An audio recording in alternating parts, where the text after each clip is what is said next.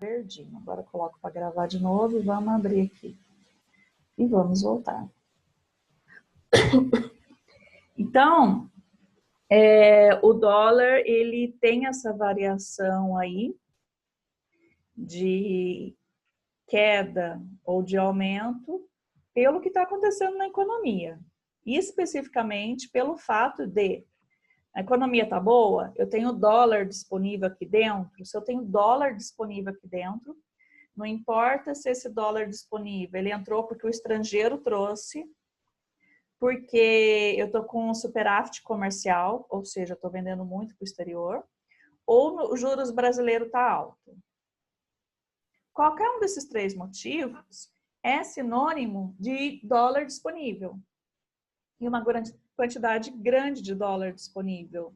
E isso vai afetar aí na queda desse produto, porque o dólar não deixa de ser um produto. E aí, o contrário das justificativas que nós vimos, né? Eu tenho o gasto do brasileiro no exterior, como algo que faz com que o brasileiro use o dólar lá fora, né? A saída do dólar é lá fora, deixaria esse produto disponível lá fora, então eu teria pouca moeda americana aqui no Brasil, eu teria uma queda dessa moeda.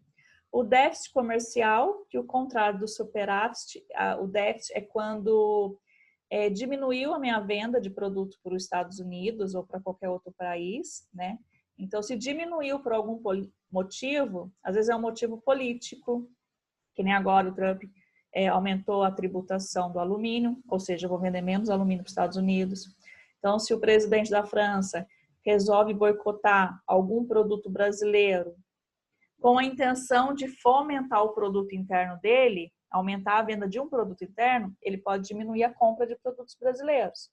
Então, esse déficit comercial, né, essa queda aí de venda de produtos para fora, vai ter um impacto negativo, vai fazer com que o dólar aumente, porque eu vou ter menos produto dólar disponível para quem queira comprar. Aí aumenta o valor da moeda.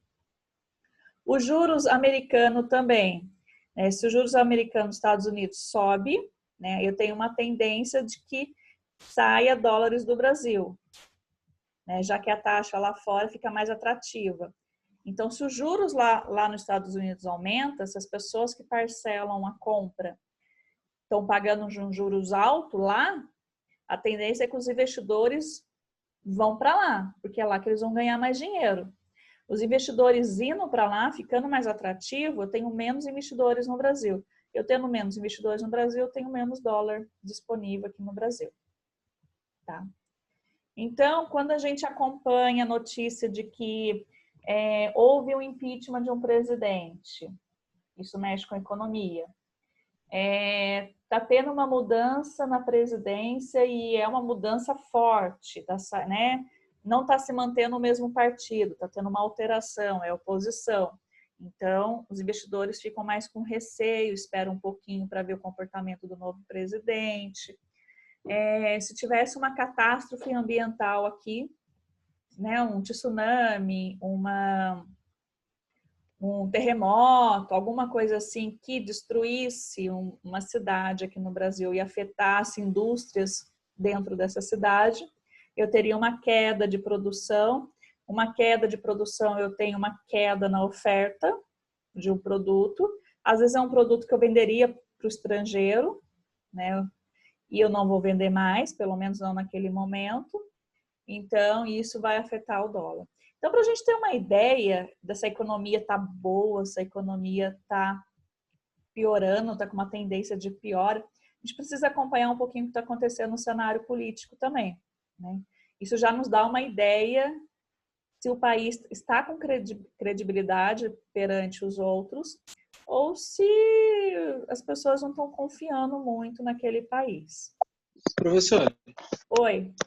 lembra que você comentou dos Estados Unidos que aumentou os juros em cima do alumínio? Sim. Então, pelo que eu estava vendo, é uma jogada política do Trump, né, por conta da eleição desse ano. Para ele ganhar mais eleitorado, ele está meio que travando um monte de coisa. Exatamente. Porque aí, vamos pensar como o presidente dos Estados Unidos agora, sem nos colocarmos como brasileiros.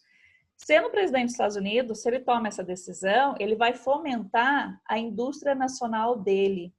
Ele vai fazer o giro ali dentro. Então, indústrias que fabricam alumínio ali nos Estados Unidos vão ter mais venda, vão vender mais. Então, diminuindo a entrada de produtos estrangeiros, ele fomenta ali. E se a indústria local começa a produzir mais, gera mais emprego.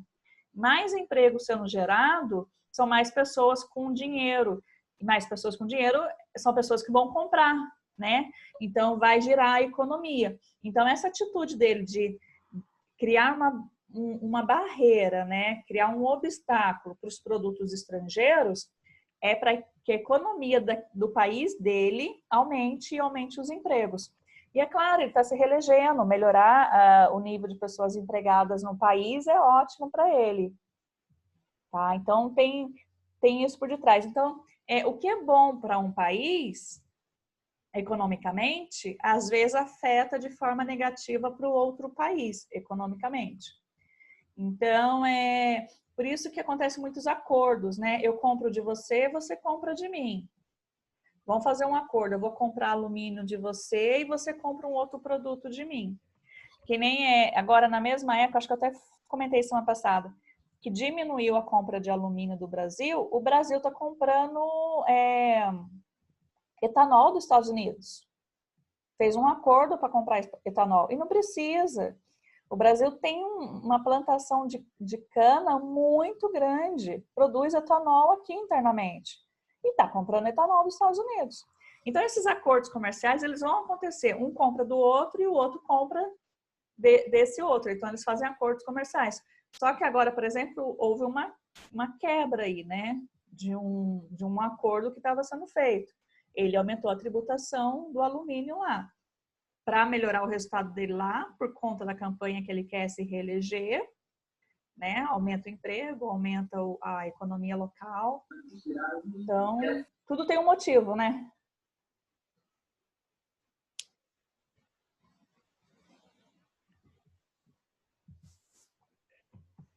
Tranquilo, gente?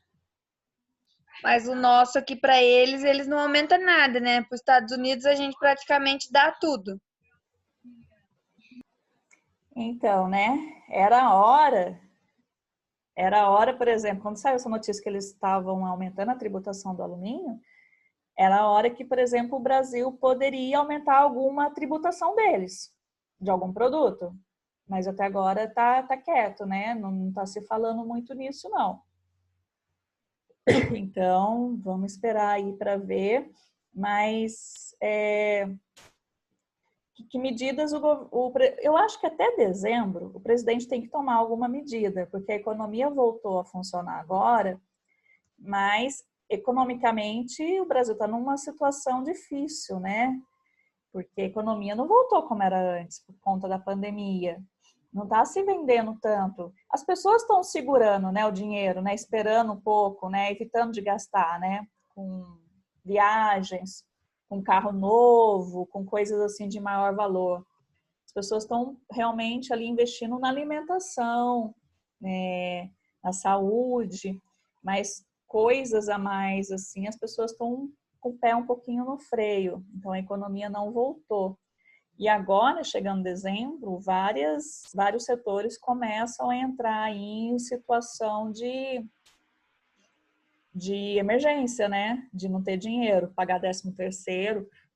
Aí é onde o governo tem que reduzir a tributação de um determinado produto para aquele produto continuar sendo vendido, né? Então, isso acaba acontecendo também. E assim é com qualquer outro país, né? A França, ela compara a moeda dela com o dólar, a moeda da China é comparada também com o dólar, e aí é o que está acontecendo nas duas economias, né? O tanto de dólar que elas têm disponíveis ali dentro do seu território ali, disponíveis para oferta. E aí, entrando nesse assunto, já que a gente vai falar de oferta e demanda hoje, né? nós vamos analisar um pouquinho por que que existe uma oferta restrita de um produto e por que que o preço dele sobe tanto assim, né? Deixa eu ver o que mais que eu tenho aqui do dólar. Há ainda um fator subjetivo que pode mudar a oferta e a demanda do dólar, que é a percepção dos investidores sobre os riscos do país, que é o que eu estava falando. Se os investidores acham que aquele país tem um risco alto, opa, não é hora de investir lá. Se eles acham que o risco do país está controlado, aí eles investem. Tá? Então, como fala aqui, ó, se eles acham que investir no Brasil pode ser arriscado, que eles vão perder dinheiro, eles tomam a decisão de colocar o dinheiro em aplicações consideradas mais seguras. Eles vão para países mais seguros. Né? Então, esse preço do dólar que sobe e desce reflete a movimentação e a desvalorização do real. O real começa a ficar muito desvalorizado. Os investidores estão de olho no cenário econômico de todos os maiores países. Eles acompanham como é que está economicamente cada país, o risco que está naquele momento. E é isso. Então, o dólar em si, os Estados Unidos, tendo uma economia muito boa, ele se fortalece perante os outros países, né? Por isso que os Estados Unidos meio que dominam o mundo, né?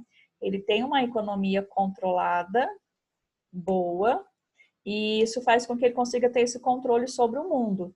Ele está começando a perder caminho para a China, né? A China tem avançado aí no PIB, na questão econômica, a China tem avançado e é hoje economicamente e politicamente aí o país mais inimigo, né, que os Estados Unidos considera como inimigo aí é a China, porque ele não quer perder esse posto aí de país aí de topo do mundo, né?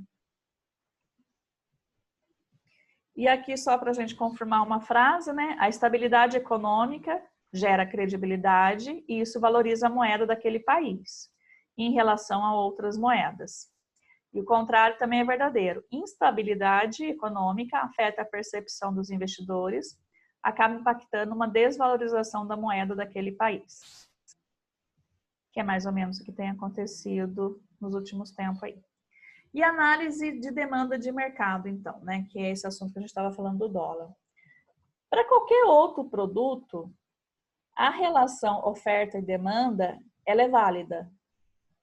Ela é um meio de se estudar a disponibilidade daquele produto.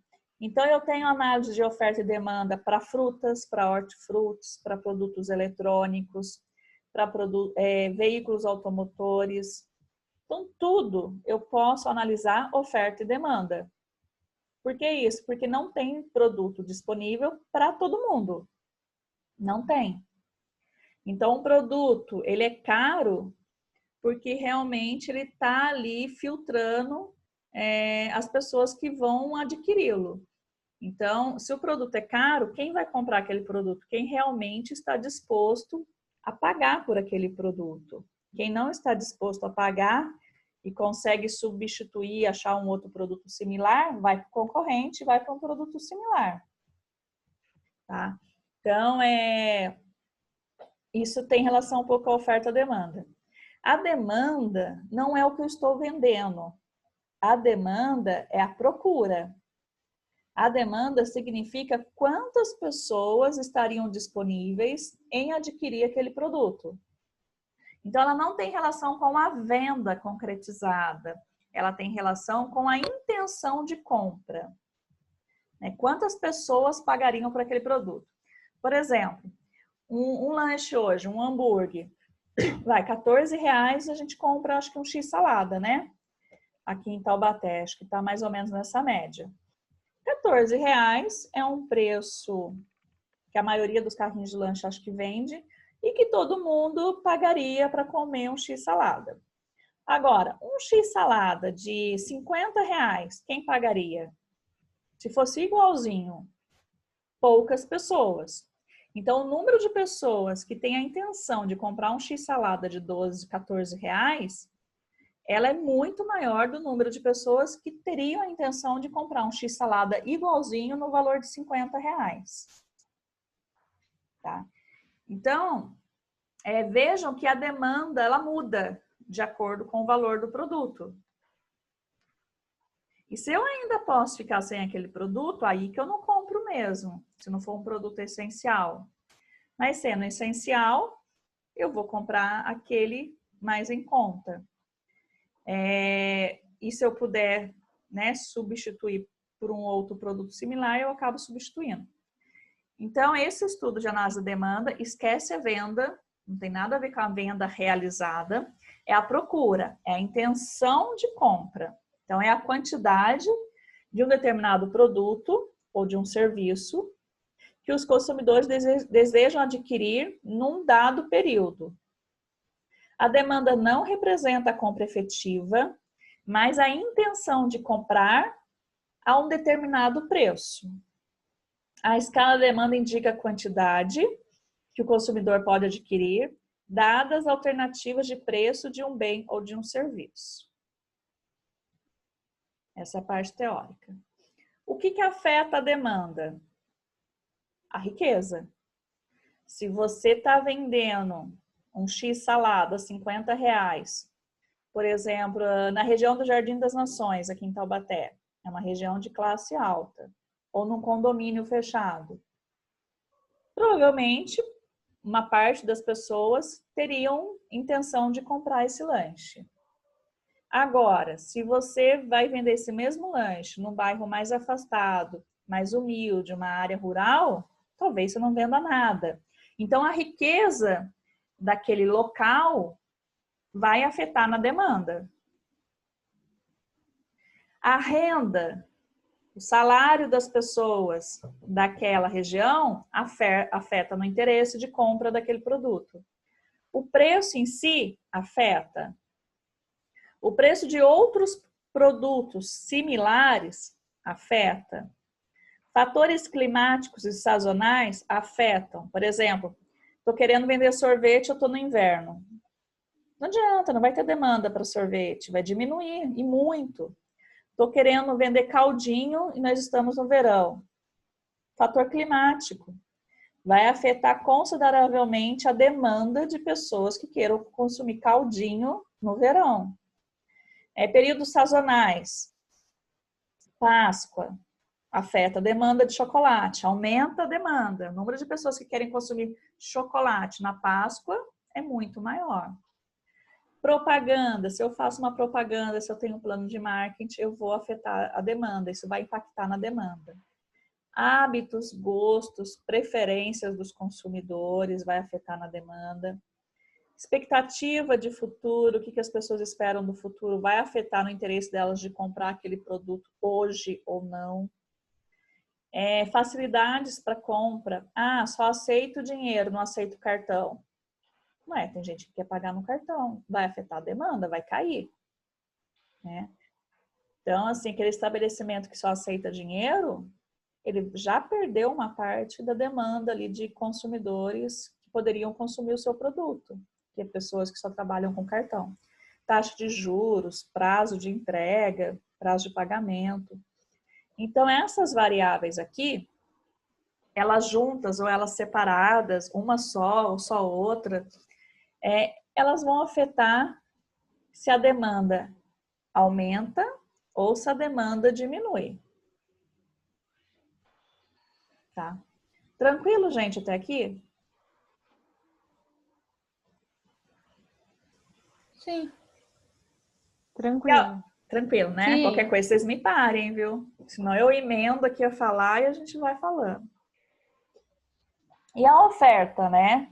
A oferta é a quantidade que eu tenho disponível daquele bem ou daquele serviço.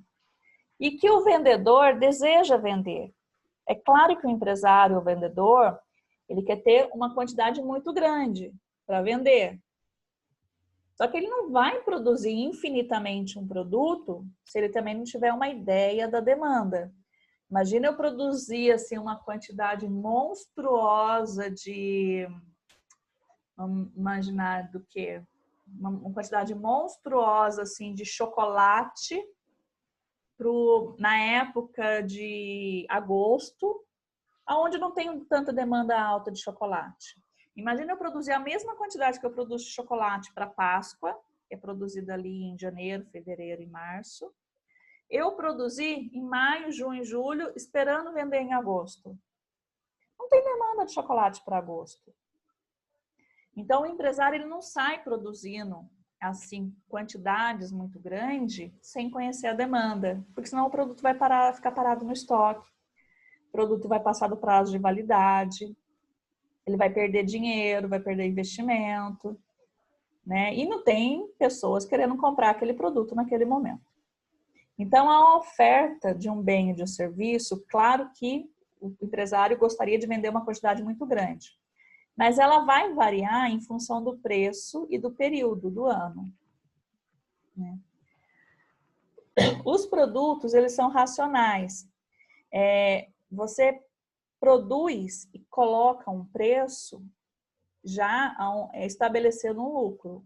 Então, é algo racional. Esse produto custa R$10 e o lucro dele é R$5. R$5 foi o custo de fabricação e R$5 é o lucro desse produto. Então, tá bem racional, tá bem calculado ali, né? Então, dentro ali do custo dele, inclui-se o lucro e aquele é o produto, é o valor de venda de oferta daquele produto ou daquele serviço.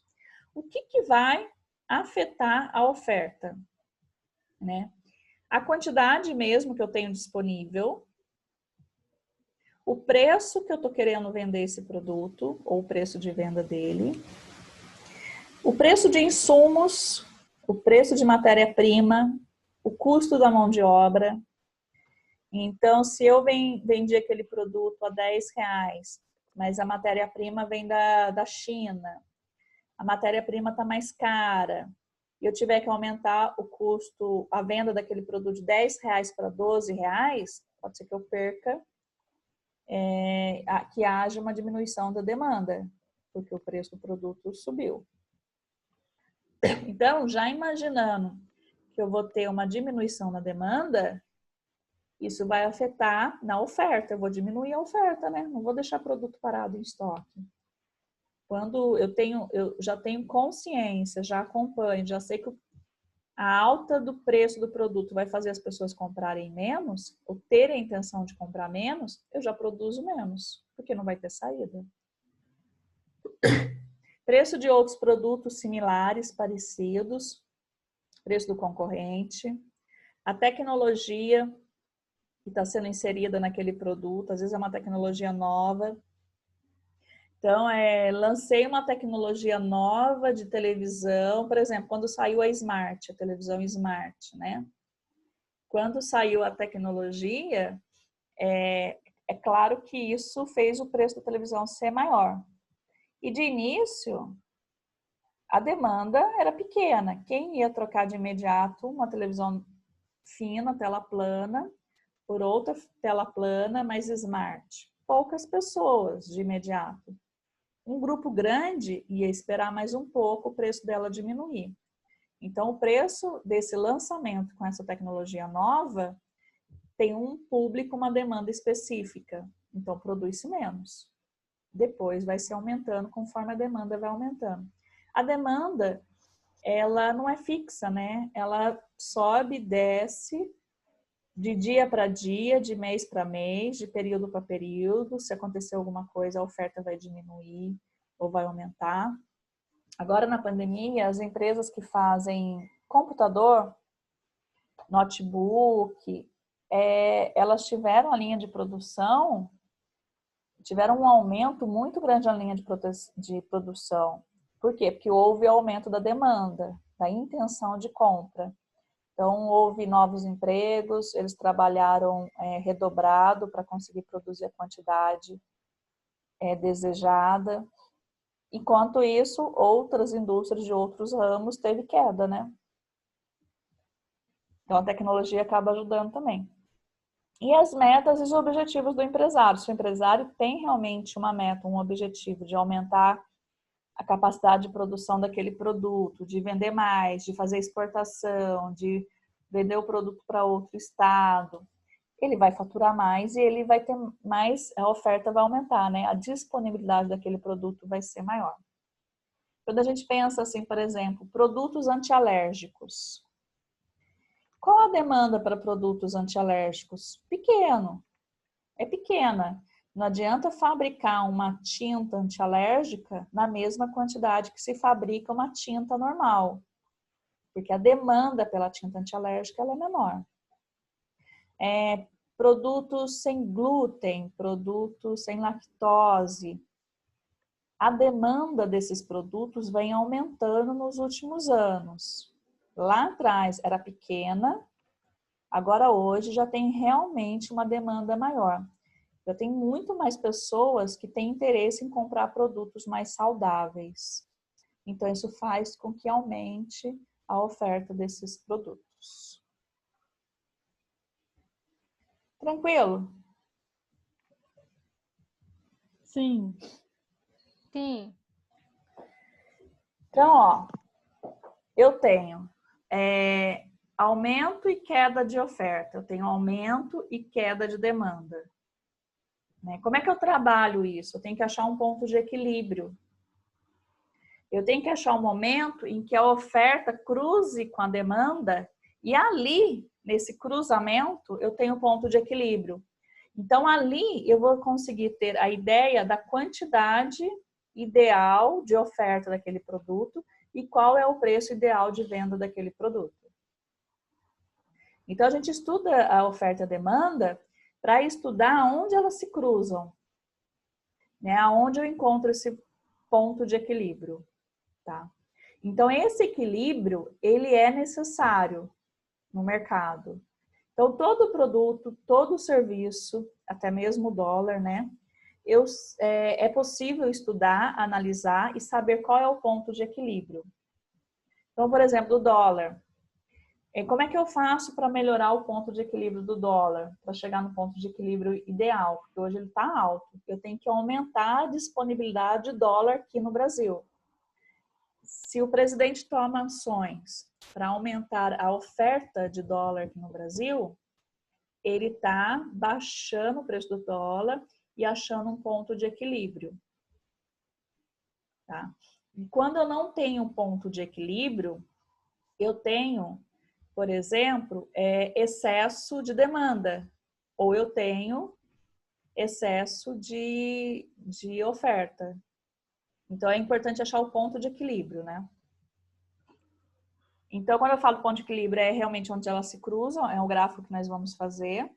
Então, a lei da oferta e da demanda, né? O preço de qualquer bem se ajusta de forma a equilibrar a oferta e a demanda desse bem. Isso nós chamamos de mecanismo de preço. E não há excesso de oferta e nem excesso de demanda. Eu vou ter uma quantidade suficiente do produto para uma quantidade específica de demanda, né? Ou seja, eu tenho uma quantidade de consumidores que querem comprar e eu tenho uma quantidade de produtos para ser vendido. Então, olha essa situação aqui, ó. Vamos imaginar um produto qualquer. Vamos imaginar que vocês fazem bolo caseiro e vocês vendem bolo.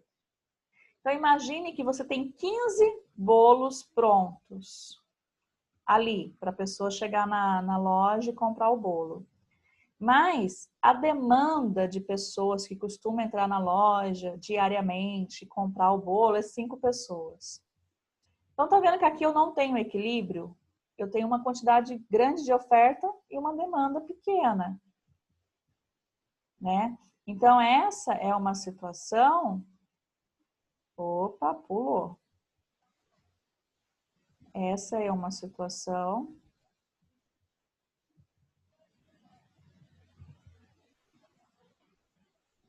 Aqui, tive que voltar. Aonde eu tenho excesso de oferta, excesso do bem, poucas pessoas querendo comprar. O que isso estrategicamente vai afetar na decisão do proprietário? Ele vai reduzir o preço para tentar desovar todo aquele bolo e não perder. Então, excesso de oferta para o empresário é negativo, vai fazer com que ele reduza o preço para não ficar parado. Excesso de oferta para o consumidor é um bom sinal. É sinal que provavelmente o preço daquele produto deve diminuir. Porque está sobrando produto, as pessoas não estão muito interessadas em comprar. Então, se você esperar um pouquinho, você vai conseguir pagar um desconto a mais aí, se você segurar alguns dias. Tá? E a situação contrária. Eu tenho 5 bolos disponíveis na loja e eu tenho 15 pessoas querendo comprar aquele bolo. 15 pessoas ligando, querendo comprar. Tem bolo de chocolate? Posso pegar mais tarde? E aí, o que eu tenho aqui nessa situação? Aqui, eu vou ter uma situação contrária, né? Eu tenho um excesso de demanda. Muita gente querendo e pouco produto para ofertar.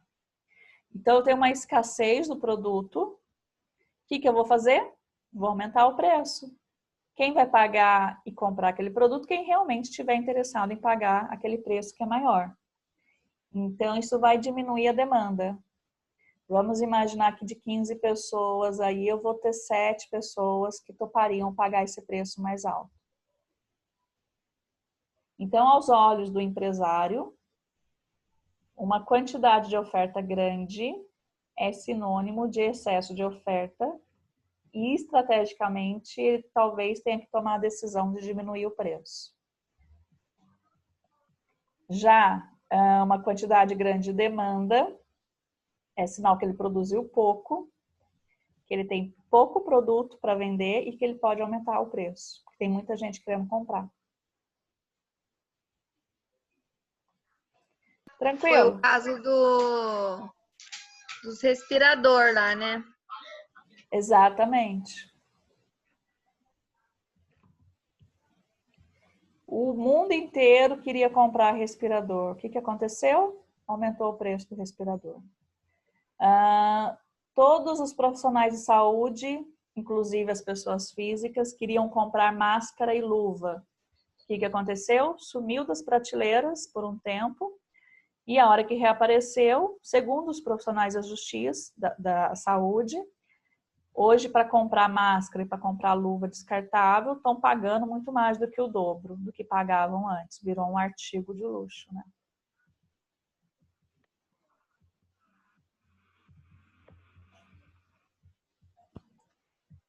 E aí, alguém quer comentar alguma coisa? Tranquilo até aqui? Podemos ir para os cálculos? Sim. Sim. Tranquilo. Gente, todos os produtos e as prestações de serviço, eles se encaixam na questão de oferta e demanda. O que acontece é que a gente não tem essa percepção em alguns produtos, em alguns serviços, porque o ponto de equilíbrio já está ali há muito tempo sendo seguido. Produz-se uma quantidade X porque tem uma demanda X. E é aquele ponto de equilíbrio ali. Não tem uma variação tão grande naquele produto, naquele serviço. Então, a gente não costuma ver. Onde a gente vê isso aqui na prática? Na feira, no mercadão, no supermercado, na parte de frutas e verduras, vocês vão ver isso. Quando é a época de abacaxi, e tem muito abacaxi disponível, porque é a safra, o abacaxi está barato. Quando não é época de abacaxi, e tem pouco abacaxi, o abacaxi está mais caro. A gente vê muito isso em relação a tomate. Nós vemos muito isso em relação à carne. Por que o preço da carne, não faz muito tempo, tinha aumentado tanto? Da carne de boi, porque tinha pouca oferta. Então, aumenta o preço da carne de boi. O frango fica mais barato. Né? Que outro produto que a gente tem aí de alteração? Carne, queijos, leite é a regra da oferta e demanda. Que mais? A gente vê muito isso nos produtos alimentícios, viu? Reparem para vocês verem. Por isso que eles aconselham a comprar um determinado produto na época de safra dele, que ele está mais barato. não sendo época de safra, a gente pode substituir ele por outro. Ah, feijão, arroz, quando sobe o preço. Agora, há pouco tempo, o arroz estava com preço absurdo, né? Tanto é que se falava que arroz era ouro. E o feijão estava mais barato. Por quê? Porque tinha pouca oferta de arroz. Então, vocês vão ver isso acontecendo assim, muito por aí. A gente prestar um pouquinho de atenção, a gente consegue perceber a questão da oferta e da demanda. E vamos falar da curva, né? Da oferta e da demanda.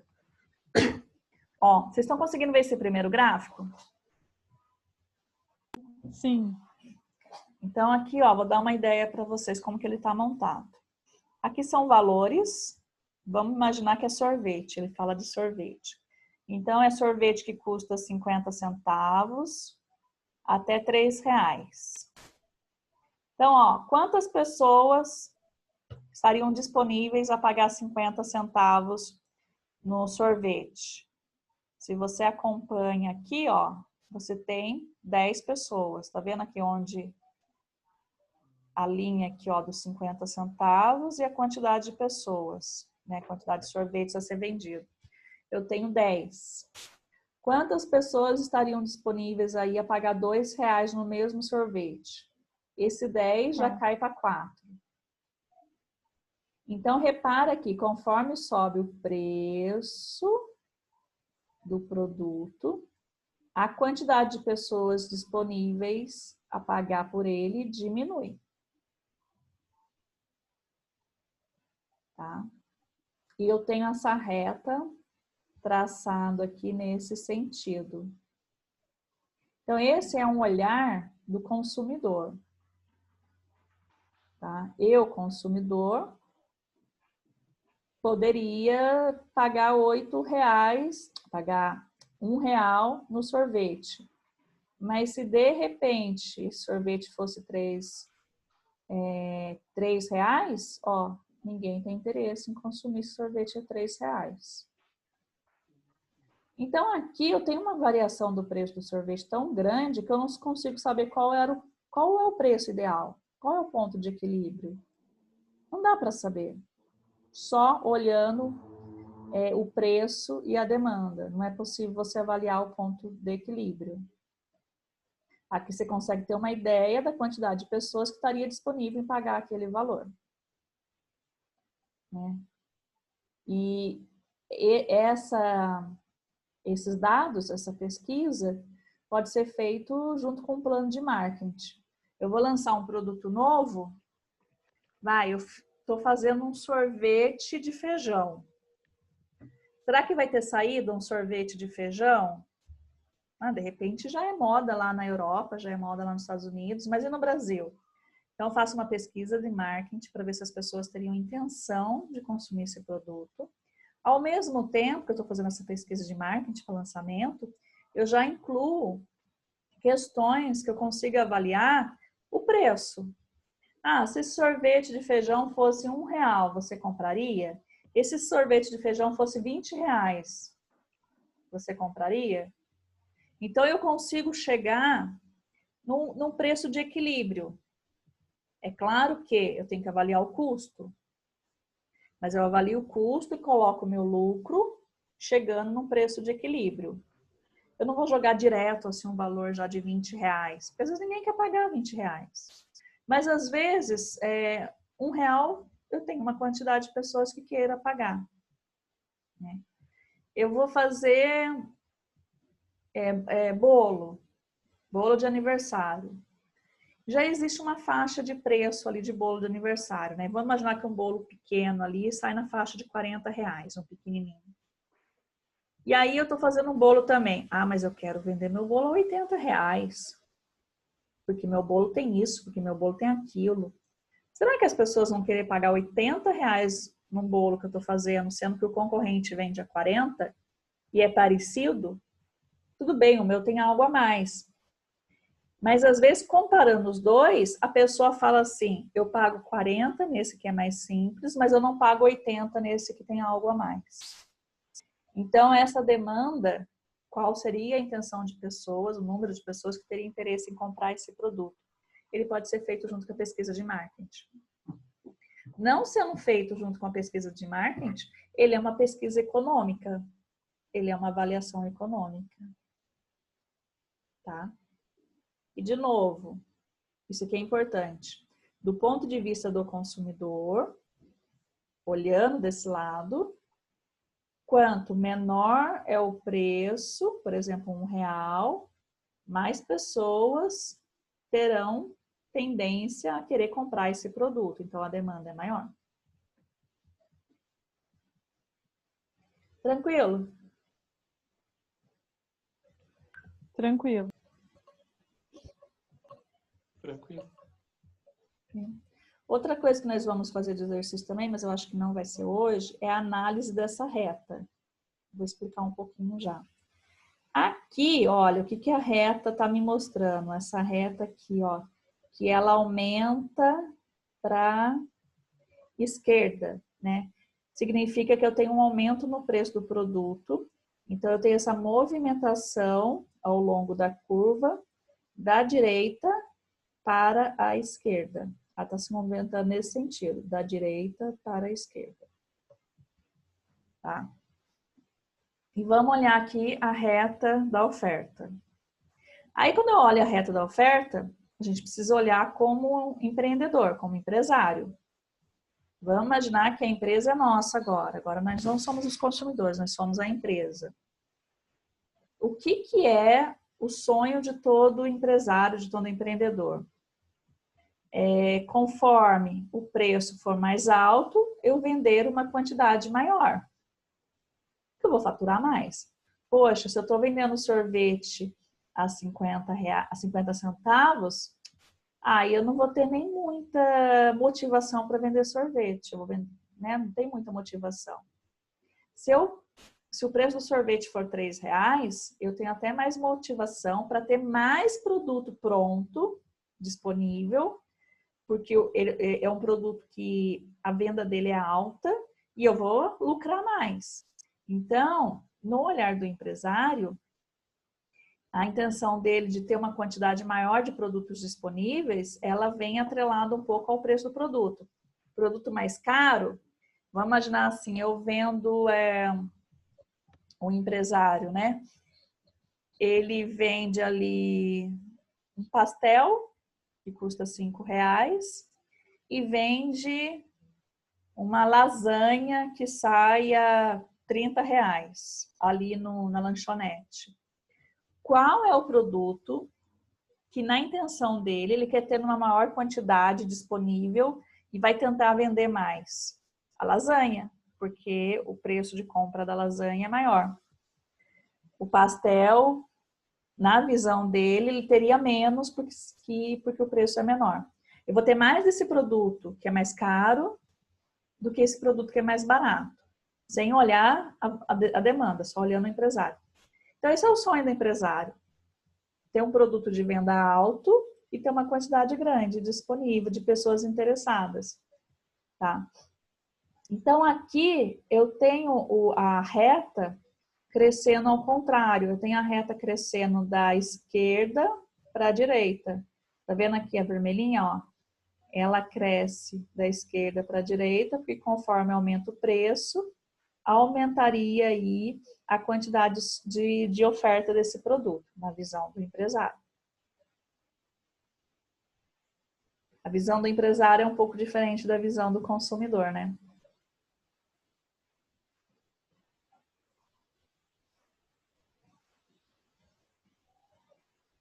E aqui eu tenho um gráfico onde eu encontro o ponto de equilíbrio. Então, se eu tenho uma tendência dessa reta se movimentar da esquerda para a direita, do ponto de vista da oferta do empresário, eu tenho uma tendência dessa reta do ponto de vista da demanda do cliente a aumentar da direita para a esquerda. E aí, quando eu faço esse X, eu encontro um ponto de equilíbrio. Ou seja, o que essa pesquisa, essa análise econômica, ela mostra? Que o ideal é eu vender esse sorvete a R$2. Aqui já está custo, já está lucro, que aqui não interessa. Mas o preço de venda desse sorvete a R$2, porque aí eu teria aqui, ó, a venda de 7 sorvetes sendo concretizada ali. Então, R$2 para 7 sorvetes aí de oferta e de demanda. Então, eu tenho um local que se cruza a oferta e a demanda, eu tenho um ponto de equilíbrio. Esse seria o preço ideal. E eu já teria uma ideia da quantidade de produtos de sorvete que eu teria que fabricar, porque seria provavelmente ali a média de sorvetes que sairia e seria vendido. Fácil, difícil? Professora, Oi. mas para isso daí, para a gente saber a média e tal, do quanto de sorvete, tem todo um cálculo, né? Tem. Pesquisa. Ah, tá. Pesquisa. Muitos produtos já têm um preço padrão sendo cobrado, que nem eu falei, um hambúrguer, um x-salada. Normalmente ali na faixa de R$14, né? Quando a gente come no carrinho de lanche. Né? Essa é a faixa. E as pessoas que trabalham ali no carrinho de lanche já têm uma ideia de quantos lanches elas fazem por dia, mais ou menos. Já levam o número X de pão, de ingredientes. Agora, e se eu quiser aumentar esse preço de R$14? Pode ser que eu tenha uma queda na demanda. E se eu abaixar esse preço, fizer o dia da promoção, lanche a R$5? Nossa, eu vou ter um aumento nessa demanda. Se eu fizer anúncio ainda antes, vou ter um aumento muito grande nessa demanda. Mas, via de regra, ali, o dia a dia, fora esses descontos assim, já está meio que padronizado. Então, pro x-salada, já existe um ponto de equilíbrio. Agora, um produto novo, um lançamento de uma televisão com uma tecnologia nova, televisão que faz ligação, sei lá, a televisão que... Gente, vocês já viram que já tem televisão já que dobra? A tela dobra? Eu acho que ainda não está à venda, mas já existe. Já conseguiram fazer uma televisão que ela dobra. Então, assim, uma tecnologia nova que você lance no celular, um produto novo, inovador, o ponto de equilíbrio ainda não foi encontrado. Isso vai ser encontrado com o tempo. E aí depende muito da situação, por exemplo, que nem eu falei, tá em falta abacaxi, vai mudar esse ponto de equilíbrio. Se tá em falta abacaxi, não vai ter oferta, não para toda a demanda necessária, esse ponto de equilíbrio vai mudar de lugar. Aqui é uma situação normal, onde esse ponto de equilíbrio ele pode mudar. Se eu tenho... Caiu? Vocês estão escutando ainda? Sim. Mas ó, o vírus abriu uma página aqui na internet, ó. Deixa eu fechar aqui. Falando que tá com vírus. Ó, 3 vírus. Amanhã eu vejo isso.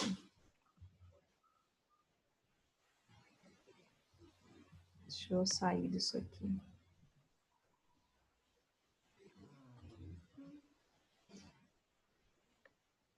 Vamos voltar aqui. Então, ó, imagine que essa daqui é a situação normal, tá? Imagine que é abacaxi. Se ocorre de não ser a época do abacaxi e ter pouca oferta, o preço vai subir. Se o preço sobe, né, a demanda vai cair. A demanda, essa linha reta que vocês estão vendo, vai se movimentar aqui para baixo. Pode ser que ela fique aqui, ó, e o ponto de equilíbrio seja aqui. Então, isso aqui também não é fixo. Esse ponto de equilíbrio, ele vai mudar se houve uma mudança na oferta e na demanda. Ele pode caminhar mais para a direita, ele pode caminhar mais para a esquerda. E aí o ponto de equilíbrio vai ser outro. Então, se eu tenho um pouco abacaxi e ele caminhar, a oferta e se movimentar, né? Eu posso ser que eu vendo o abacaxi, ao invés de R$2, eu vendo R$3. Mudou o ponto de equilíbrio. Mudou a relação oferta e demanda. Mas isso a gente vai ver um pouquinho na prática. Aqui, ó, o mesmo gráfico ainda do sorvete. Então, aqui, ó, no encontro do X eu tenho ponto de equilíbrio. O que que eu tenho nessa situação aqui em cima, ó, que está escrito a palavra excesso? Aqui em cima, eu tenho excesso, né? Aqui eu tenho excesso aqui de oferta. E se eu tenho essa abertura aqui embaixo,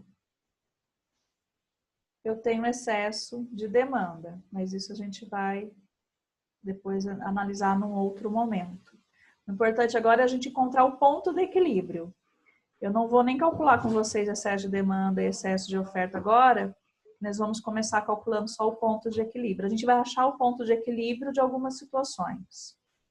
Então, nós vamos fazer esse gráfico, as duas retas e localizar aí esse ponto de equilíbrio.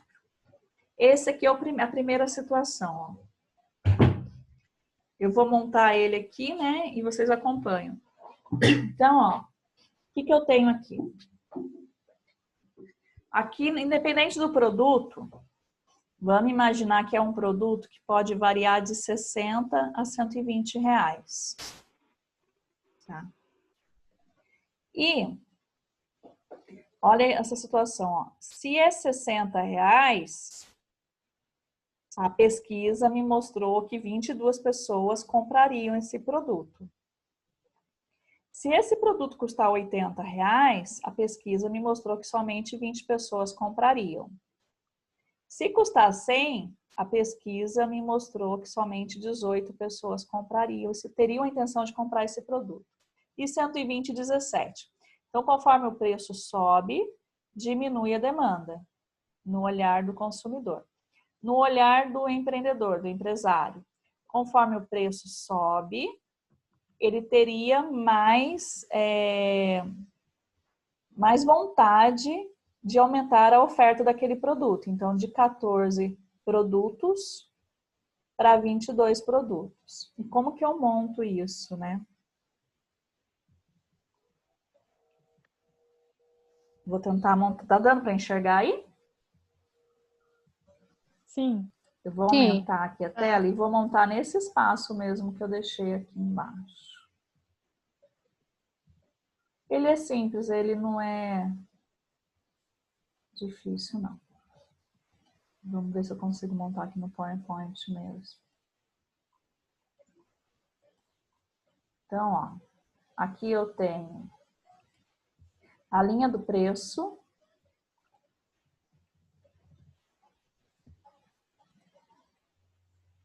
E a linha da quantidade, que é a horizontal.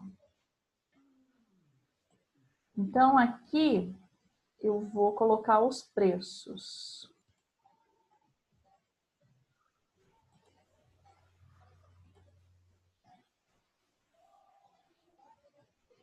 Quando eu vou montar um gráfico,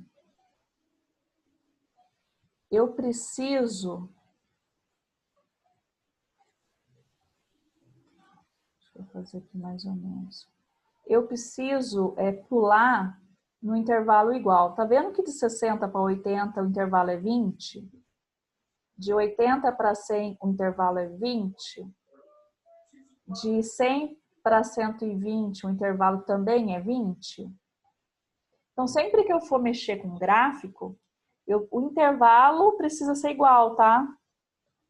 Eu preciso montar aqui o gráfico com os intervalos iguais, porque senão, visualmente, ele demonstra outro resultado. Olha aqui para vocês verem, ó, aqui, ó. 17 para 18, o intervalo é 1. 18 para 20 é 2. 20 para 22 é 2. Aqui eu tenho intervalo diferente, ó, tenho 1 e 2. Então, aqui eu vou mostrar para vocês como é que a gente monta o gráfico. Aqui eu não posso pular 1 e depois pular 2. Aqui, ó, 14 para 16 é 2, 16 para 18 é 2, 18 para 22 tem 4. Também não posso. tá? Então, ó, aqui eu vou pular de 20 em 20 e já tá assim, né? Então não vai ter alteração. Então, a primeira marcação é 60. A segunda marcação é 80. Deixa eu colocar ele mais aqui para cima. Depois eu tenho aqui 100.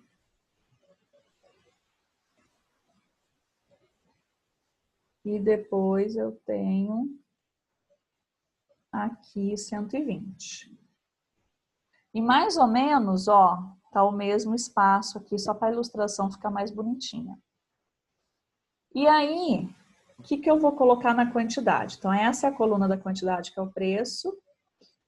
É a coluna do preço. E depois, demanda e oferta, as duas coisas são quantidade. É a mesma variável, quantidade. Uma é demanda, outra é oferta, mas aqui é dinheiro e aqui é quantidade. Então, aqui eu vou começar a montar. Ó. Eu começo a montar pelo número mais baixo, né? Então, eu tenho 14. E aí, eu avalio qual que é o número máximo. O menor é 14, tá aqui. O máximo é 22. Então, eu vou de 14 a 22. E aí, eu preciso pular igual. Eu vou pular de 2 em 2. Tá? Aproveitando que a maioria, o intervalo é 2, fica mais fácil eu pular de 2 em 2. Então, 14. O próximo é 16. E eu vou até 22, que é o maior número que tem ali.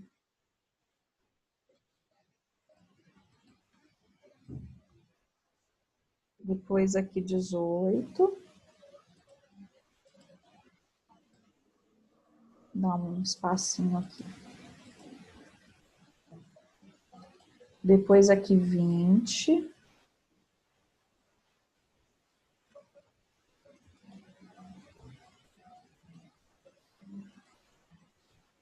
E depois 22. Ah, mas você não escreveu o 17. Não precisa. Porque a ilustração gráfica, o 17 vai aparecer na hora que eu fizer a linha. Aqui no descritivo, eu só preciso prestar atenção de seguir essa regra. Se eu pular de 2 em 2, é de 2 em 2 para todos. Se eu pular de 3 em 3, é 3 em 3. Se eu pular de 4 em 4, é 4 em 4. Se aqui fosse o menor, 14, e o maior aqui fosse 120, gente, eu não ia poder pular de 2 em 2, eu não ia acabar nunca. Aí eu pulava de 10 em 10, eu pulava de 12 em 12. Mas como esse intervalo de 14 para 22 é pequeno, então eu posso pular menos, porque vai caber aqui. Ah, posso fazer de 1 em 1? 14, 15, 16, 17, 18, 19, 20, 21, 22? Pode. Só que visualmente vai ficar um pouquinho mais poluído o seu gráfico. Tá? E aí vamos fazer as associações, né? Então, ó, vamos fazer a primeira marcação. Esquece a oferta. Vamos traçar a linha do preço e da demanda. Ou seja, vamos traçar a linha da demanda. Esquece a oferta. Então, para R$60, a demanda seria 22 pessoas. O 60 está aqui e o 22 está aqui. Isso significa que eu tenho que traçar uma linha do 60. Opa, até o 22. Ah, vou colocar um tracejadinho, né, que fica mais bonitinho. Aqui. Tá dando para ver? Sim. Então, ó, 60 ao 22. Aí eu tenho... Opa, eu tenho essa marcaçãozinha aqui.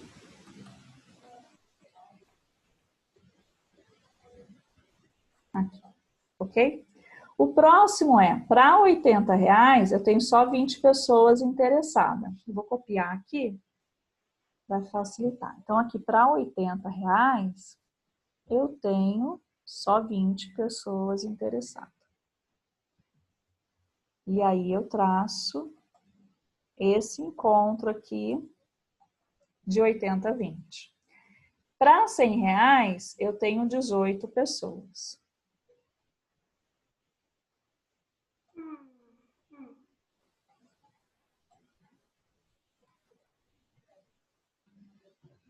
Gente, já fizeram gráfico assim na mão? Sim.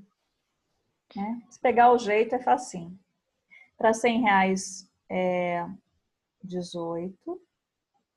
Para 120, eu tenho 17. Ah, mas 17 não está escrito. Tem problema, é entre o 16 e o 18. O 18 ficou meio... Vou colocar ele mais para cá. Ele não tem problema esse não está escrito. Eu sei que ele está ali. Então, aqui o 120, eu vou ter ele aqui, ó, entre o 16 e o 18. Aqui, 17 está aqui. Então, com isso, eu tenho aqui como traçar já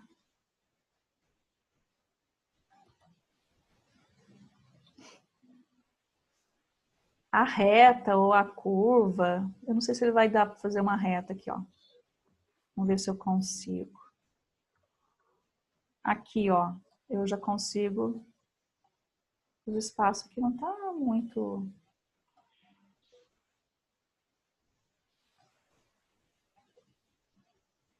Fazendo um computador diferente, né? Na mão fica mais fácil. Aqui eu já tenho a reta da demanda desenhada. Deixa eu salvar para não perder, né? Travar aqui, não quero perder. E aí, feito essa reta da demanda, eu esqueço da demanda e vou fazer a reta da oferta.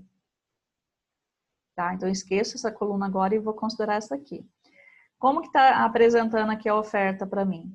A R$60 são 14 produtos ofertados.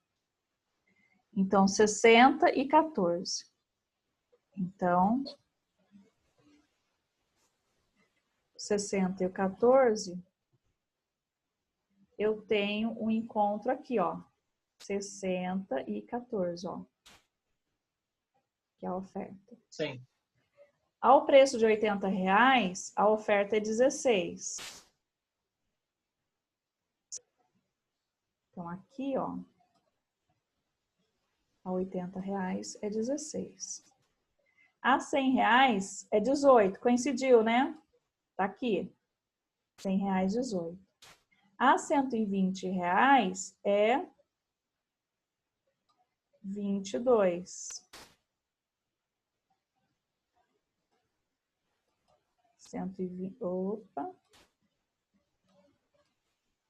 120, eu tenho 22. Aí eu consigo ter a reta da oferta,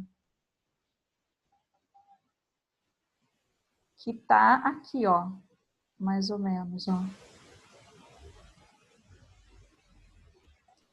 Tá? É que na mão aqui não saiu muito perfeitinho. Deixa eu fazer daqui usando a curva. Aqui, ó. Opa, esse aqui não é esse? Formas.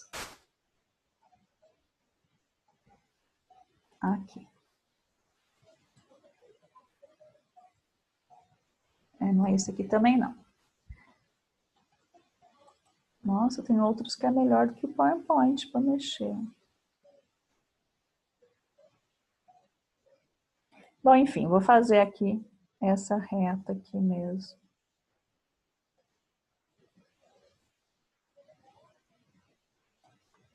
Não saiu muito certinho, não como deveria, mas... O que que eu tenho aqui? Eu tenho ela se cruzando aqui, ó. Onde que ela se cruza?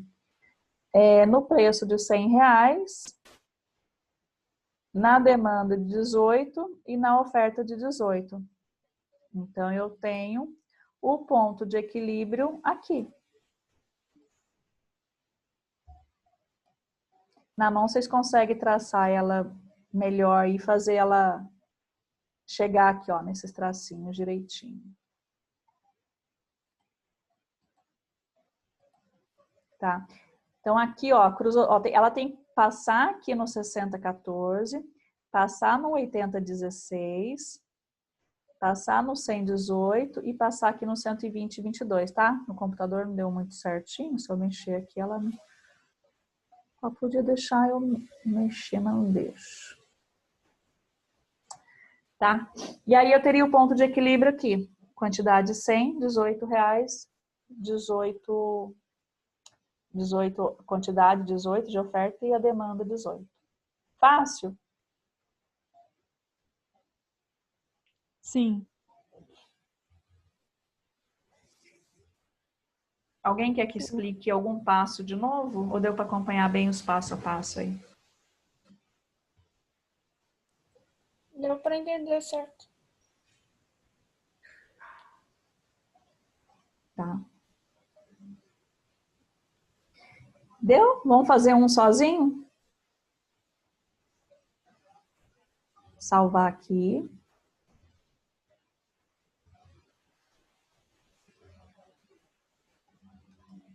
Faça isso daqui, ó. Tente fazer aí, e aí vocês batem uma foto aí do caderno, alguma coisa assim. Aqui é para demonstrar também um diagrama de oferta e de demanda e para achar o ponto de equilíbrio. O produto aqui é o de menos. Então, minha dica, façam primeiro a reta da demanda, esquece a oferta. Terminado, faça a reta da oferta e esqueça a demanda. Aí vocês já vão achar o ponto de equilíbrio.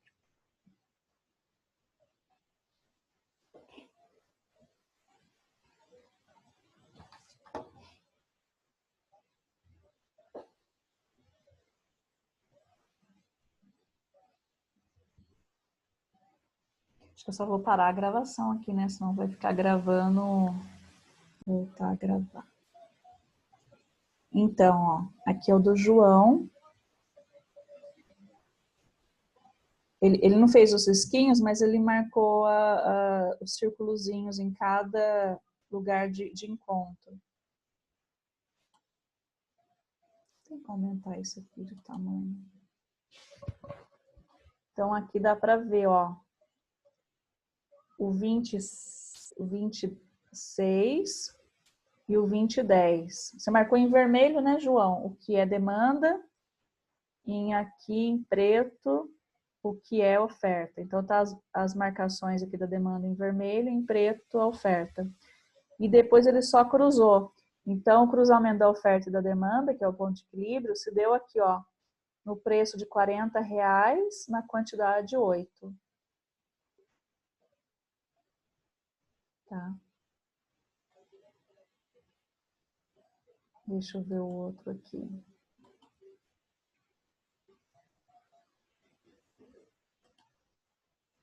Nádia, tá aí? Tá, né? Aqui, Nádia, aqui, ó, era para você ter traçado a reta da demanda, ó. E pegaria o 10, o 8, o 7, o 6 e o 5. Então, aqui tem uma reta, tá vendo? Dá para ver? Eu coloquei a reta no lugar errado, né? É. Ela teria que ser aqui, do 12. Do 10, né?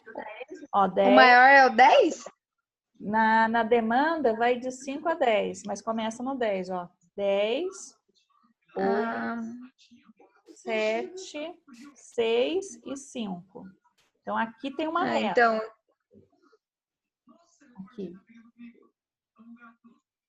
Aqui tem a reta da demanda.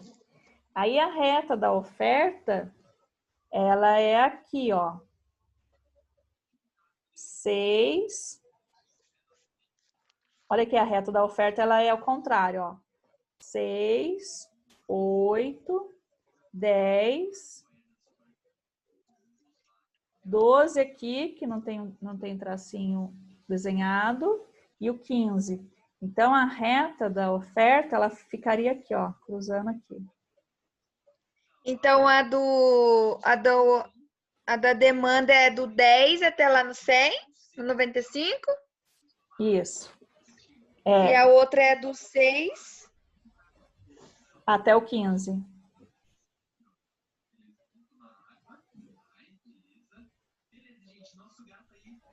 A demanda é do 10 até o 5 e da oferta do 6 até o 15. Aí você vai ter o X desenhado.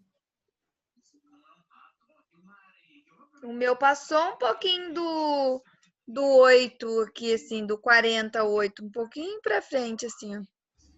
É, pouca coisa.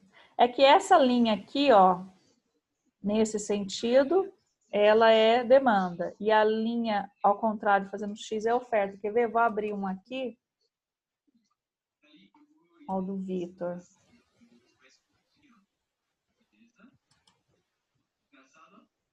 Aqui, ó, tá vendo?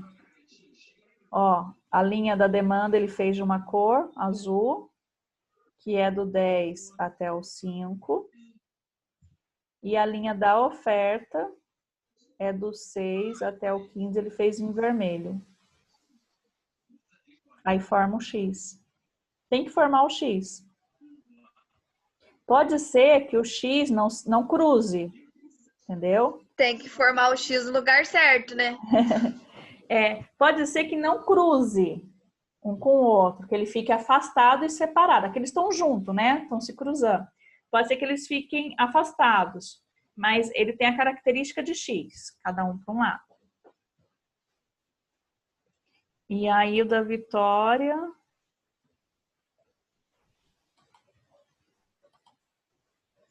Aqui também formou o X.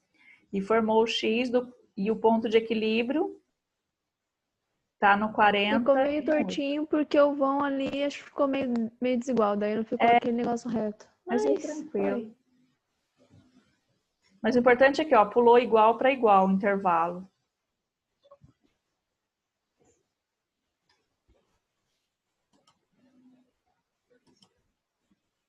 Aqui o da Jaqueline também formou o X. Aqui no 48. O intervalo tá igual. Tá meio tortinho, mas dá para entender. Deu. Deu sim.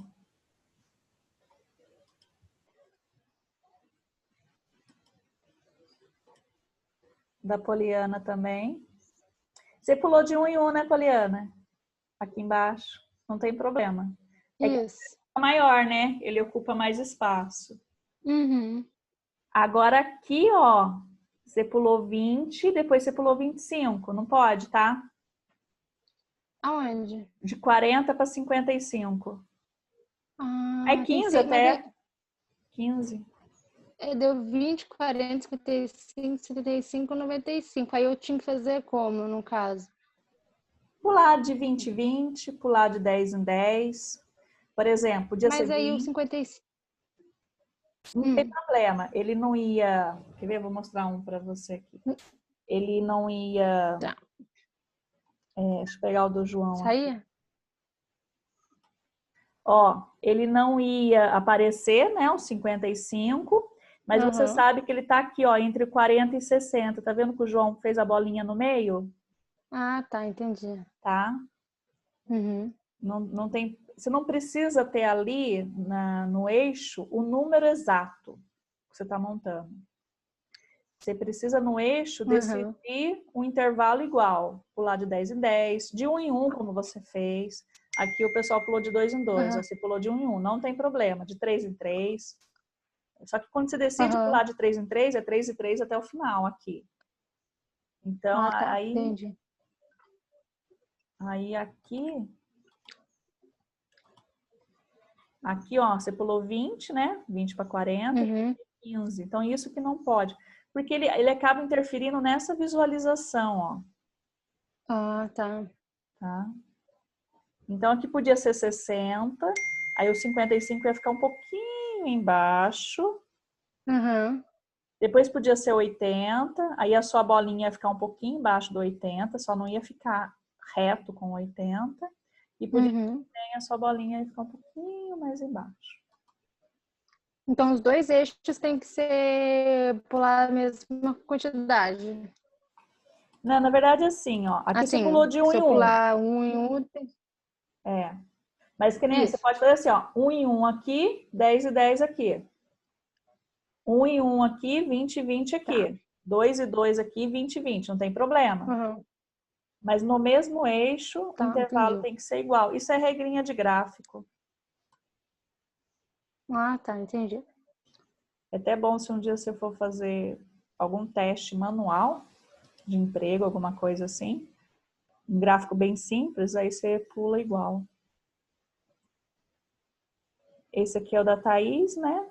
Tá aqui, o 8,40. Ah, na verdade, a linha tinha que estar um pouquinho mais desenhada aqui. Só o risco dela mesmo. Mas tá certo, é aqui, ó, o ponto de equilíbrio. E o 13 que eu fiz errado. Cadê o 13 que você falou? Aqui, né? Essa linha. Isso. Eu comecei a fazer ele, daí eu percebi que era depois do 14, que era 15. É, era 15. Mas eu tinha feito 2 vezes errado, eu não ia fazer mais um. De não, caneta senão ainda, né? ia demorar muito, é.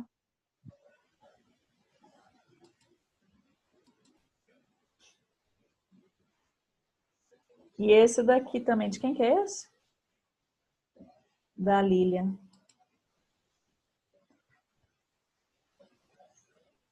Aqui só, Lilian, que essa reta aqui, ó, que você fez da oferta, ela tinha que ser bem aqui em cima, ó.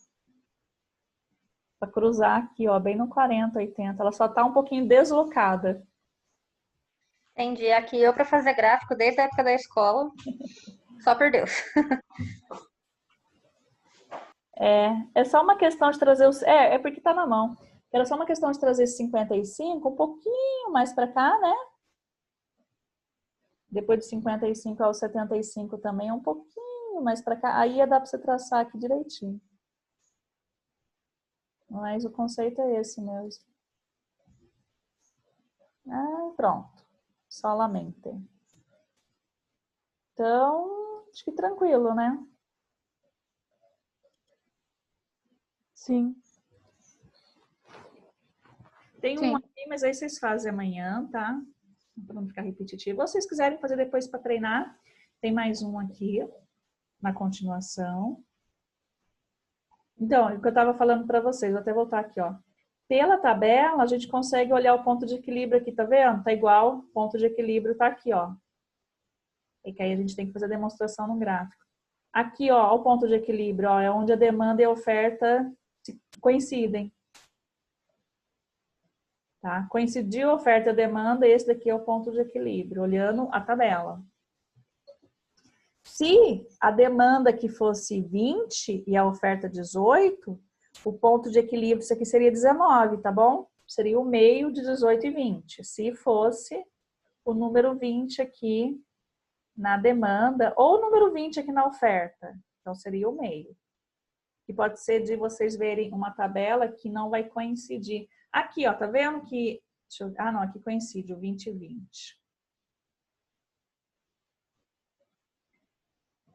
Aí aqui, ó, tem uma análise pra gente fazer. Aqui tem um gráfico desenhado. E ele fala o seguinte, ó. Para analisarmos o diagrama de demanda e oferta. E a deslocação da demanda para a direita. Tá. Peguem um hábito, na hora de vocês fazerem a linha, de colocar DOO. O de oferta, D de demanda. Por exemplo, essa linha aqui, ó. Tá vendo? Azulzinha. É a demanda.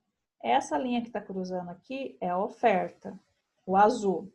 O vermelho mostra uma deslocação da demanda, ou seja, essa linha azul da demanda se deslocou para a direita. O que significa isso? Então, imagine que o gráfico original é só o azul, né? Eu tenho ponto de equilíbrio aqui. E aí acontece uma situação em que há um deslocamento da demanda, que é essa linha, para a direita. É como se essa linha aqui deixasse de existir e ficasse aqui a vermelho. Que situação que é essa? Ó? É uma situação em que o valor do produto apresenta uma redução de 10 para 8 reais. Tá vendo aqui, ó? Esse era o ponto de equilíbrio em que o produto era 10 reais para uma demanda de 40. Então, houve uma redução no preço do produto para 8 reais e um aumento na demanda para 60. É o que o gráfico está demonstrando. Nessa situação, o que vocês acham que nós temos aqui? Um excesso de oferta, uma escassez de oferta, ou eu tenho um equilíbrio de mercado? Deixa eu só tirar o coelho assim, do sofá, porque essa hora ele me sobe no sofá. Peraí, vai pensando aí. Olha, só de eu fazer o gesto de sair da mesa, ele saiu do sofá. Poliana, esse coelho aqui tá ficando inteligente. Bonitinho. Cara, deixa eu ver se eu consigo mostrar para vocês. Onde ele tá agora. Você vê que ele saiu do sofá. Ah lá, olha, agora saiu mesmo. Agora não vai dar para ver, ele saiu mesmo. Foi pro outro lado da sala, não dá para mostrar. Esperto e danado. Ele sabe que eu vou tirar ele do sofá e ele pula. Aí vamos lá. Mas que fique quietinho ali onde ele tá agora. Que situação que nós temos aqui, ó? A demanda, né? A linha da demanda se deslocou para a direita. Então eu tinha, tá vendo essa abertura aqui, ó? Ai, saiu. Essa abertura aqui, ó, entre os 2x, ela tem um tamanho. Se eu interpreto que essa linha azul não existe mais, essa abertura aqui tem um tamanho maior, né? Se o produto diminuiu um preço e aumentou a demanda, que significado que isso tem? Eu estou com um excesso de oferta, por isso o preço caiu e a demanda aumentou. Eu estou com uma escassez de oferta, por isso o preço caiu e a demanda aumentou. Ou eu estou com um equilíbrio de mercado? O que vocês acham?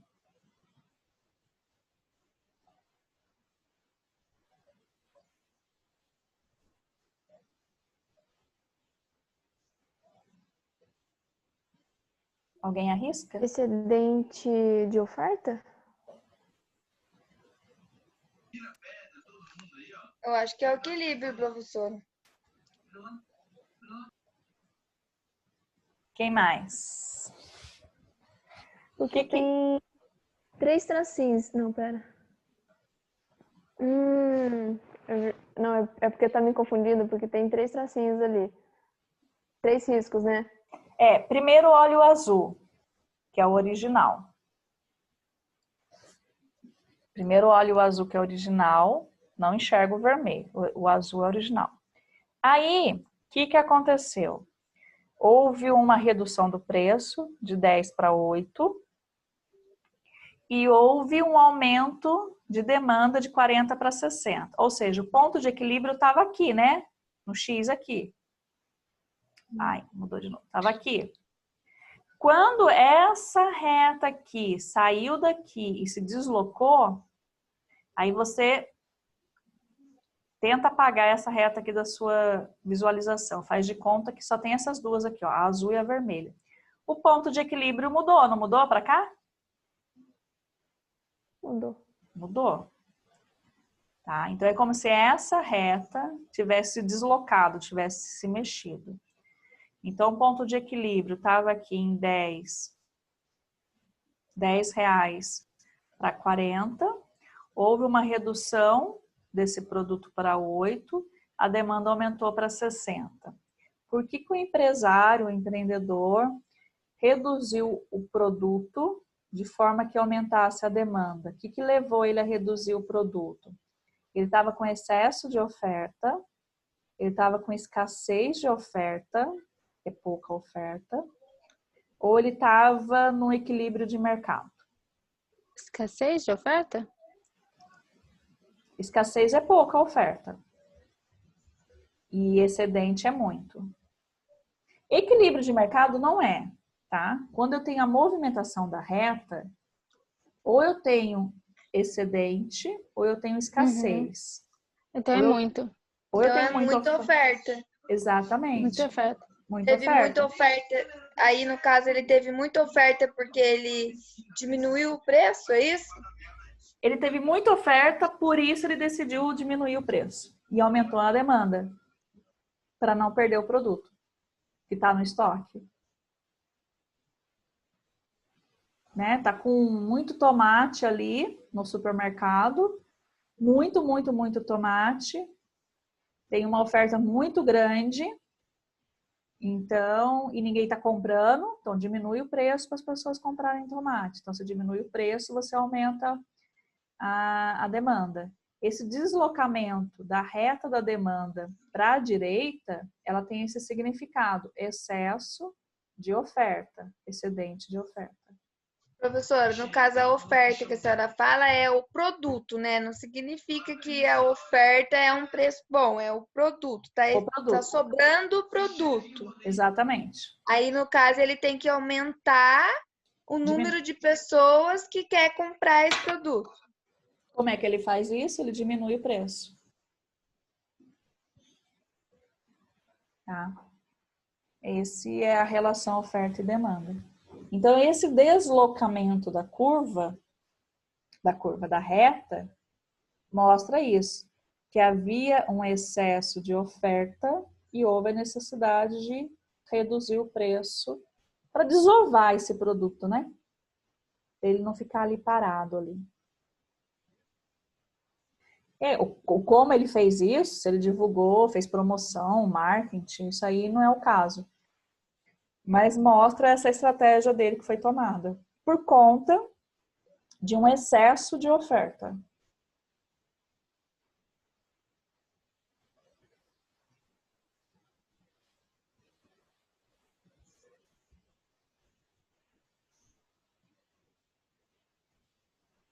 Tá.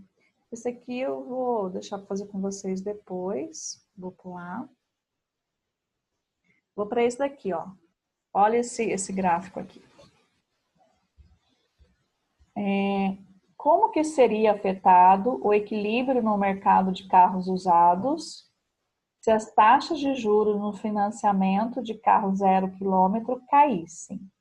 Eu tenho o mercado de carro 0 km e eu tenho o mercado de carro usado. Então, qual o comportamento do mercado de carro usado se diminuir a taxa de financiamento de carro 0 km?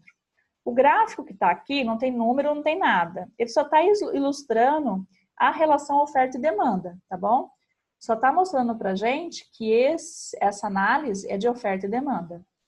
Tá? Aqui existe um ponto de equilíbrio, que não está demonstrado aqui, não é o caso, e que existe aí uma oferta e demanda.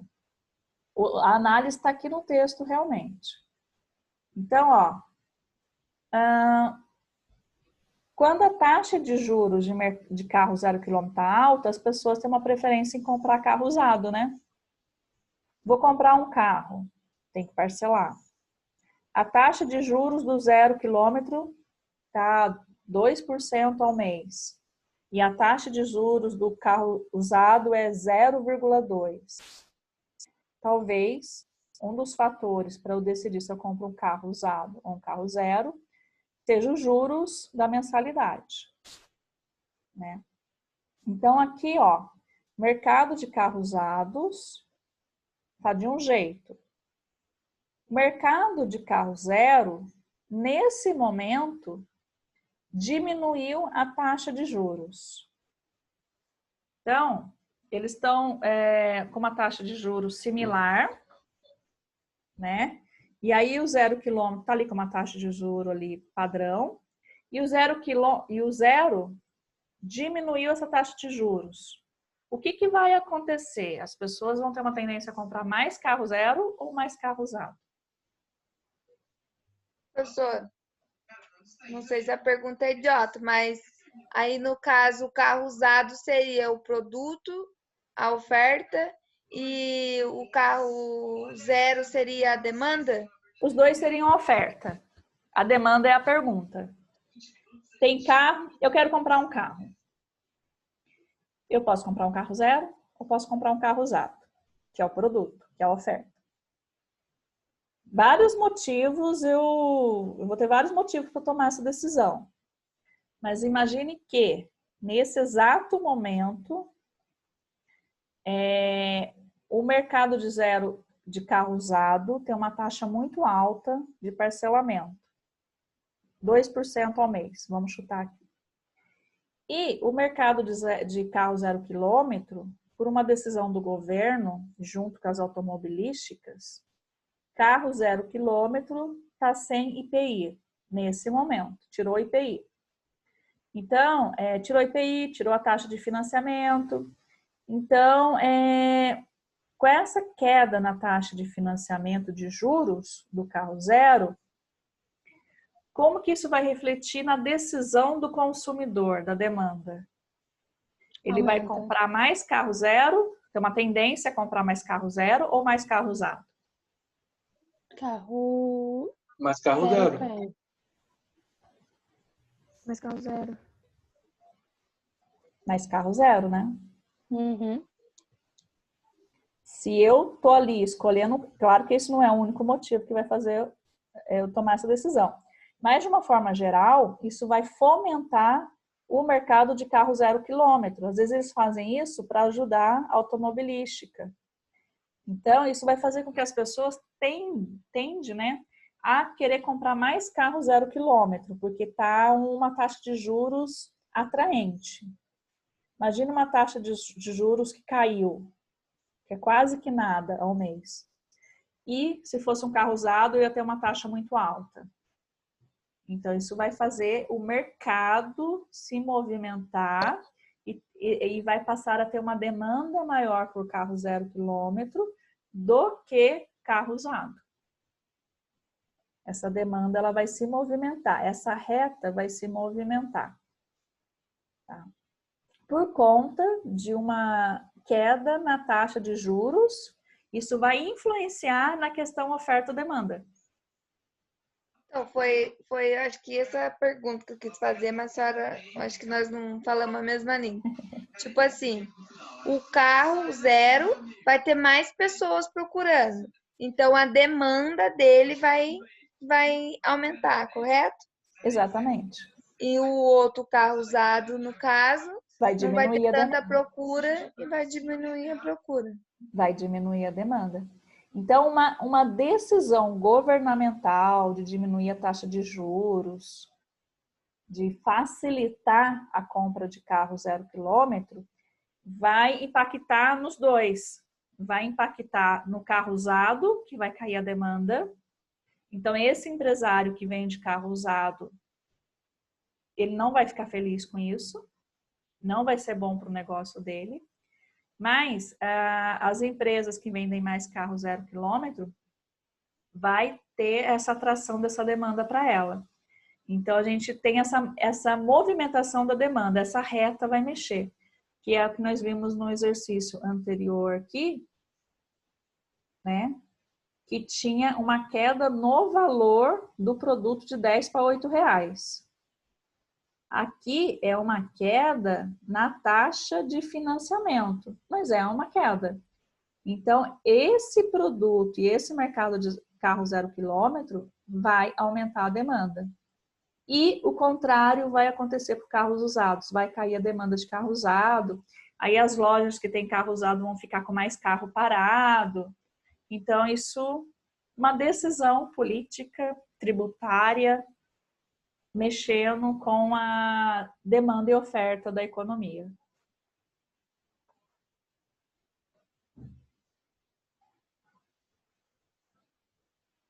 Perguntas? Não. Aí, como seria mexido essa essa linha, ele andaria para frente igual o anterior, a risca vermelho? Se eu estivesse olhando o gráfico do carro 0 km, essa reta da demanda que está aqui, ela andaria para a direita, olhando o carro 0 km. Se eu estivesse olhando o gráfico do carro usado, essa linha da demanda se movimentaria para a esquerda. Por que para a esquerda? Porque aqui vai dar os números decrescentes, né? Os números menores, né? Que é crescente aqui embaixo. Né? Vamos imaginar que aqui é de 8 a 20. Com ele movimentando para a esquerda, o carro usado, eu estou diminuindo o número de pessoas na demanda. Né? De 10 cai para 8. Se eu estou movimentando essa linha para a direita, como aqui é crescente, eu estou aumentando o número de pessoas na demanda, de 8 vai para 12, por exemplo. Então, eu estou mexendo a demanda. Eu não estou mexendo na oferta, estou mexendo na demanda. O que vai acontecer é que esse ponto de equilíbrio vai mudar de lugar. Tá?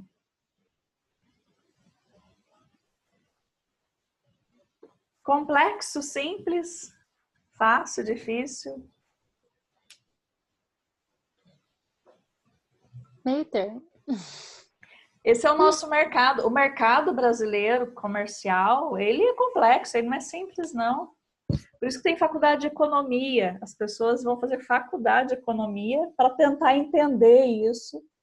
Porque aí quando um economista ele tem essa visão mais ampla, né? Ele consegue ver cenários futuros. E quando ele enxerga o que está acontecendo agora, que é tendência economicamente falando, ele enxerga o futuro, ele ajuda o empresário a tomar decisões, né? O governo a tomar decisões, porque está vendo cenários futuros, possíveis cenários do que vai acontecer mediante ao que está acontecendo já. Professor, Oi. eu acho que é mais tranquilo você identificar essas coisas e analisar do que você entender a parte burocrática. Burocrático que você fala de legislação, de atender legislação? Sim. Aí, então, aí quando a gente fala de parte legal, se a gente estiver voltada para números, né, números de economia e a parte legal disso, tal, de lucro, de preço, a gente tem o contador, né, o profissional contábil, que tem que entender dessa legislação pelo empresário. O empresário não tem que conhecer tão a fundo assim a legislação, né? Ele paga para um contador fazer isso para ele. E agora de economia, os empresários entendem, viu? Essa visão macro de economia, os empresários têm. Porque ele lida ali no dia a dia da gestão da empresa dele, eles conseguem ver o que está acontecendo na política, o que está acontecendo na economia. Não que ele vai interpretar isso ao pé da letra, mas ele vai pegar a fala de um economista. Quando a Miriam Leitão ou um outro economista fala num jornal, eles já estão se posicionando, né? Falando que o mercado está em queda, que o mercado está em alta, o mercado de arroz, de feijão, de trigo, automobilístico, a indústria siderúrgica. Então, eles já vão falando e eles já estão fazendo essa análise para o empreendedor, para o empresário. Né? Já estão dando um negócio meio que pronto. Ó, o dólar está subindo, a bolsa de ação, bolsa de valores, o emprego tá, a taxa de desemprego está diminuindo, o ICMS tem sido a maior arrecadação do Estado. E os economistas, o trabalho deles é fazer essa análise e entregar a análise pronta. A gente vê parte dessa análise nos jornais, nos sites de economia e tal, a gente tem um pouco essa informação. Isso já é um direcional para o empresário, né? De uma tendência, para ele colocar o pé no freio, para ele acelerar, talvez seja o momento de abrir uma filial, né? Porque a economia está boa, talvez seja o momento de exportar para fora, de vender para outro país, ou talvez colocar o pé no freio. Então, ele tem essa ideia. Aí a parte legal que envolve números, tributário, o contador tem que ajudá-lo. Ele também conhece um pouco, claro, mas é o contador que formaliza tudo isso que ele precisa fazer, né? O contador que fala, você precisa tirar esse imposto, você precisa tributar isso, você precisa prestar contas disso para o governo. O contador vai fazer o relatório. E agora a parte judiciária mesmo, criminal e tal, é o advogado, né? Que vai ajudá-lo num processo trabalhista, num processo criminal ou algum outro processo que venha a ter. Mas o empresário ele tem um olho na economia, viu? Ele consegue ver o que está acontecendo e ter essa noção se está bom, não está bom, se tende a ficar pior, se tende a melhorar. Ele consegue ter um pouquinho isso.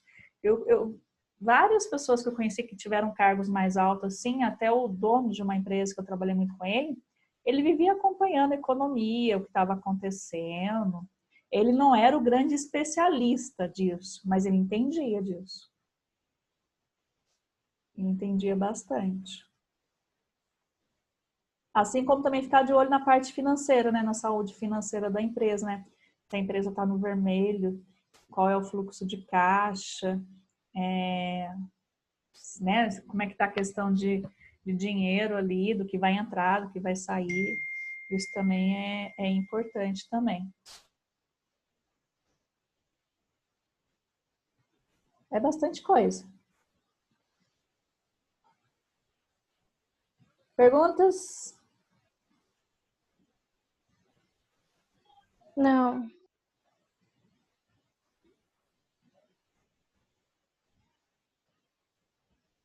Não tenho. Não, nada. Eu vou ver se eu acho umas reportagens, vou ver se eu acho a reportagem de ontem do Jornal Nacional que falava da economia, que eu achei interessante. Vou ver se eu acho alguma notícia que fala de oferta e demanda, assim, recente, para mandar para vocês, só para vocês verem como é que o economista faz essas alocações. E aí, quinta-feira... Oi. Quem é economista pode trabalhar no quê? Pode dar aula, pode trabalhar com consultoria, pode trabalhar direto com empresários numa empresa, trabalhar com bolsa de valores, trabalhar na parte de banco. Que hoje em dia, banco hoje tem 1001 negócios dentro dele. Ele não é mais que nem ele era no passado, que era uma questão só de controlar a nossa poupança, os nossos rendimentos. O banco hoje ele é negócios. O banco hoje vende seguro, o banco vende previdência, o banco vende. Tive uma aluna na Unital até que trabalhava no banco e ela estava um dia falando dessa mudança do banco, né? O banco não é mais aquilo que nós tínhamos no passado. O banco hoje é um negócio. Então tem muito economista dentro de banco trabalhando assim. E como ele entende dessa análise, né, de mercado e tal, ele ajuda empresas novas também. É uma área vasta aí. Faz pesquisa de mercado para analisar a oferta e demanda. Ajuda a parte do gestor público também. Tem economistas trabalhando dentro de órgão público. Toda essa parte aí. Se interessou pela economia?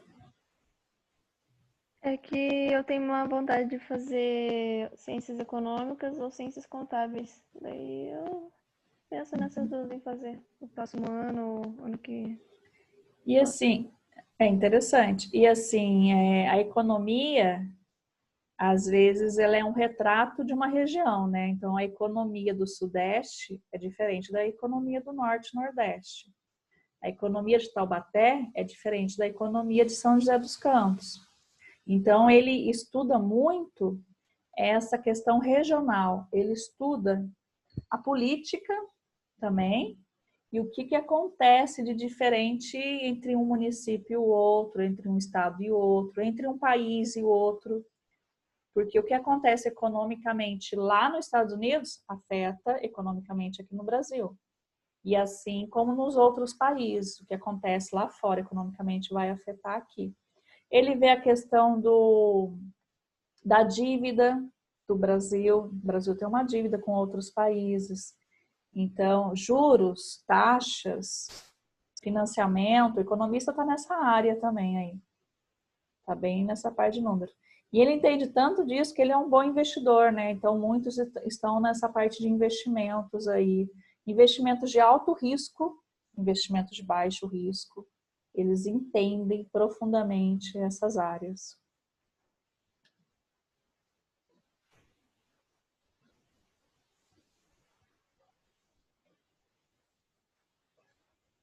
Mais uma perguntinha? Não? Nossa, gente, quase 10 horas. Ainda tem que falar com uma turma do IP ainda, né, João? Vamos falar do IP hoje? Tá todo mundo assustado com o Felipe? Que falou com o IP em novembro? Esse negócio tá errado, né? Fala que tá. Eu falei para ele, falei, Felipe, você assustou o pessoal, que é novembro. Ele deu risada. É bem a cara dele, esse negócio. O pessoal tá desesperado. É que, na verdade, o prazo final é dezembro. Tá? E talvez ocorra uma pré-apresentação em novembro, mas a escola ainda não oficializou a gente das datas. Agora, mas avisa a escola que se presencial já é difícil fazer um trabalho desse, imagina já dando briga. O que você acha que vai dar? Mas esse pré-projeto, é claro que se ele estiver pronto, maravilha. Mas é um pré-projeto. Talvez na hora de apresentar ali em novembro, a hora que a escola fechar a data, ele não esteja totalmente concluído, mas ele vai estar lá, quase lá no final. Eu vou levar um chocolate, é chocolate que você gosta, né? Eu falei, Felipe... Vou matar esse Felipe. Eles estão achando que é um projeto final. Não, deixa. Mas assim, de uma certa forma, quem tiver já quase que ali finalizado, nossa, ótimo, maravilha. Por que do pré-projeto? Porque talvez em dezembro a escola faça uma apresentação com um projeto de cada curso, né? Eles estão fechando esse formato. E aí tem que escolher um. Se a gente tiver que escolher um da administração, teremos que avaliar através de um pré-projeto, né? E nesse momento escolher um para apresentar junto com a radiologia, com a enfermagem, com a veterinária. Aí esse um apresenta lá nesse grupo, em dezembro. Os outros também tem que terminar em dezembro também, porque tem o fechamento nosso do curso de administração. É que o jeito que ele falou, ele colocou todo mundo assustado. Mas eu falei para ele, o pessoal está desesperado. Mas não é difícil não, gente, tá fácil. Ah, é um negócio que você nem sabe por onde você começa, o que você pesquisa, o que você faz, aí ele fala, não, dia 14/11 tem que entregar. Ai, mas não tá difícil não. Mas tem que fazer, porque outubro já tá acabando. Gente, então acho que é isso, né? Então eu vou deixar, eu pulei alguns, mas eu volto neles depois, tá? Eu pulei esse, porque é de excesso de oferta e demanda, a gente faz depois. Aí ficou um que eu vou deixar para vocês fazerem quinta-feira. Que é esse daqui. Então aí quinta eu gravo a aula, deixo disponível e eu chegando umas 9 horas a gente entra no Zoom para tirar dúvida da aula gravada. Joia? E amanhã, imposto de renda, hein? Agora que eu tô lembrando, vocês conseguiram abaixar o programinha do imposto de renda? Sim. Tá. Vou deixar para baixar amanhã. Não entendi nada lá.